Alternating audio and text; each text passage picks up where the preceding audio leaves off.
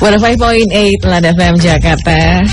Sudah 19:08 saat ini masih di rangkaian Light After Hours. Hari ini hari Rabu 10 April 2013. Saya Cindy Purple bersama-sama dengan produser saya, yaitu siapa? Siapa ya? Jack Plum. Halo, selamat malam Mbak Tadian, selamat malam Cindy. Oke, sudah ada juga tamu-tamu kita nih.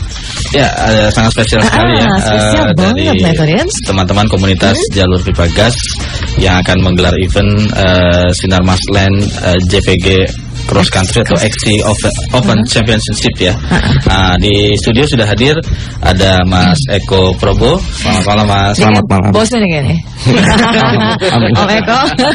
Selamat kita ya. Oke. Terus ada Mas Fidesto. Selamat malam. Ya, dan ada juga yang terakhir nih, Mas Risdom. Selamat malam Mas. Selamat malam. Pakai topi ini berkembar bertiga. Yang tengah nggak boleh. Oh gitu ya. Oke, sebelum kita ngobrol lebih lanjut, Light juga nanti bisa berpartisipasi ya via SMS di 081-880-1058 atau mention via Twitter @LITFM1058. Ya. Sebagai awal mungkin bisa diceritakan Mas tentang komunitas JPG ini. Kapan sih terbentuknya? JPG ini awalnya dari sekitar tahun, udah rame waktu itu tahun 99, baru mulai rame orang bersepeda di wilayah BSD. Kemudian waktu itu ada satu warung yang sekarang dikenal dengan Warung Pok. Warung Pok itu di situ. Selamat malam Pok. Pok pasti dengar. Pok pasti dengar. Ketandan kirim. Oh, tahu juga ketannya. Nah, si Pok itu di situ ada warungnya. Kemudian salah satu penggagas di situ adalah Pak Kesawajati.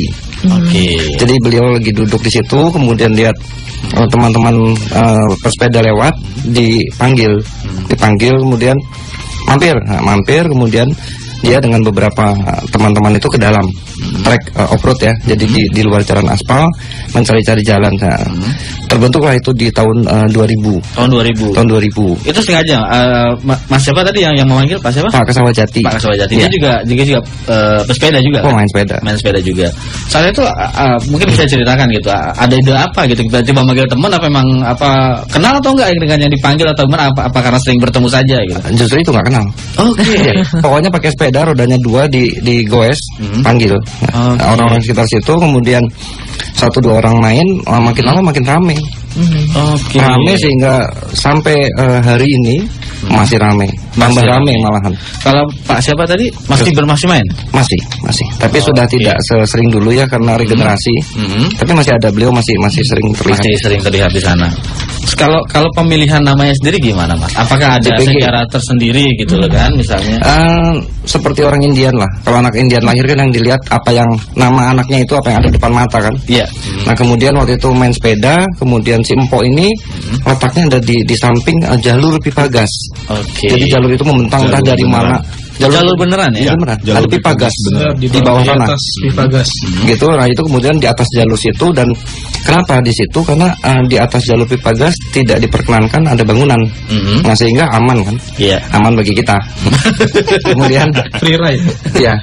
Kemudian ya bermainlah di sekitar situ, treknya bertambah, bervariasi dan terus. Awalnya berapa panjang treknya? Apa cuma sepanjang jalur pipa gas yang ada di situ? Atau? Kita treknya looping ya, jadi kita berputar mulai dari situ kembali ke awal kita tempat semula.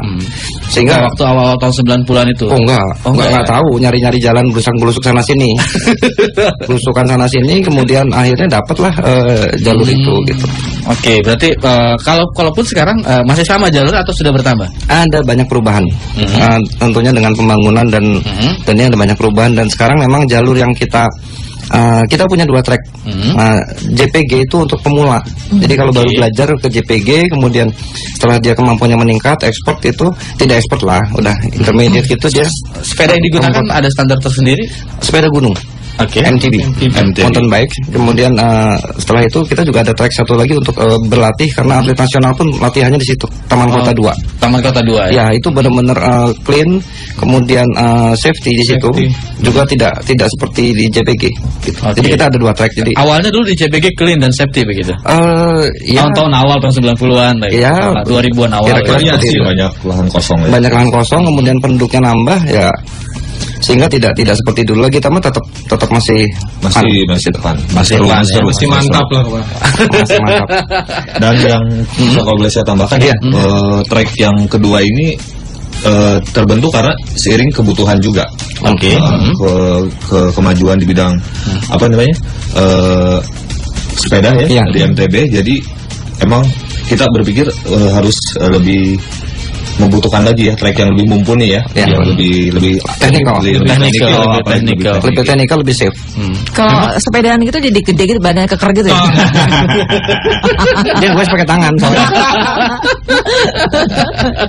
salah satu benefitnya. Kayaknya itu dengan satu sepeda. Sepeda loh. Kalau kita baru pedalangan doang kali sih.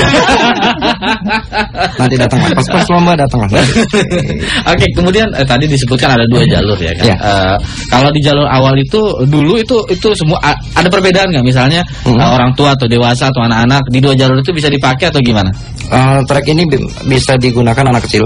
Yang jalur pertama ya, JPG yang pertama atau yang terbaru? Dua-duanya bisa. Dua-duanya bisa karena kita memang ciptakan track itu bisa digunakan siapapun, tentunya dengan mountain bike ya. Kemudian anak kecil umurnya 8 tahun gitu dengan sepeda 24 inch ban itu udah bisa ke sana. Bahkan salah satu anggota kita, disebutkan anggota ya, teman-teman kita di sana, Pak Hadi namanya. Kalau saya tidak salah usianya 87 tahun. Wow. Beliau masih ada di sana. Masih mantep buat saya. Masih mantep ya. Tentunya tidak seperti anak umur 20 tahun ya. Lambat tapi pasti. Tapi pasti. Jadi memang safe di situ. Kalau Jack lambat tapi pasti capek maksudnya gitu.